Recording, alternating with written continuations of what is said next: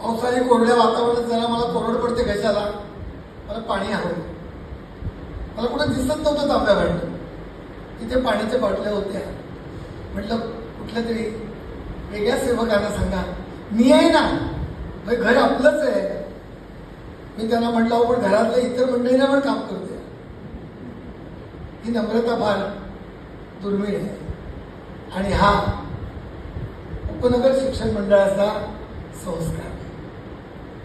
आदरणीय अध्यापक मित्रमैत्रिणींनो, तुम्हाला मी माझा मूळ विषय सुरू करण्यापूर्वी सांगतो की पुष्कळदा अशा एखाद्या छान कुटुंबात आपण आहोत,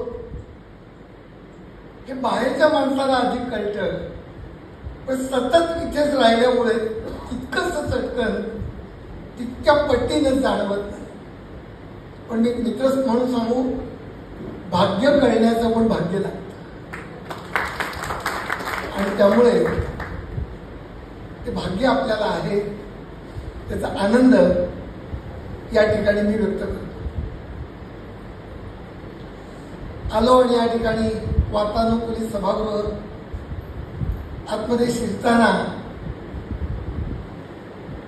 थोरले मंत्री साहेब, की ज्यांचं दर्शन आता अरूपात घ्यावं लागतं. एक 6-7 वर्षापूर्वी जेव्हा मी आलो होतो, तेव्हा मलखांबाचं त्यांचं प्रेम, क्रीडाविषयक त्यांचं प्रेम आणि त्यांची संस्था घडवण्याची पोटतिडीक 90 ओलांडूनही मला इतकी अचंबित करणारी होती की त्यांच्या 90 पुढे त्यावेळेची माझी नुकतीच येणारी 60 सुद्धा अधिकच 61 झाली, कारण ते इतके तरुण वाटत होते. आणि तोच वारसा आज पुढची पिढी सुरू ठेवतो, याचा आनंद आहे. नाही तर मंत्री असं म्हटल्यानंतर काळजी वाटते अण्णाभाऊमुळे, कारण मंत्री नगरसेवक ही नावं आता पूर्वग्रह दूषित झाली.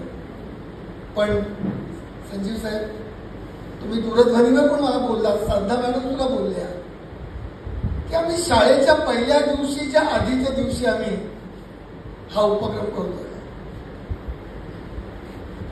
मला भेटल्यानंतर माझ्या बऱ्याच चिंता मिटल्या. पण नाहीतर चिंता कुठली असते माहितीये, सांगूनच टाकतो, पण गप्पा मारतो. मला भेटते आणि मला चिंता होती की पुष्कळदा अशा तऱ्हेचे वक्ते जेव्हा येतात आणि शाळेचा एक उपक्रम म्हणून जेव्हा त्यांना आणलं जातं आणि तुमच्यावर लादलं जातं, तेव्हा शिक्षक वर्ग खासगीत कानात काय बोलतो, पहिल्याच दिवशीचा एक पकवडा. ही आमची मुंबईची भाषा.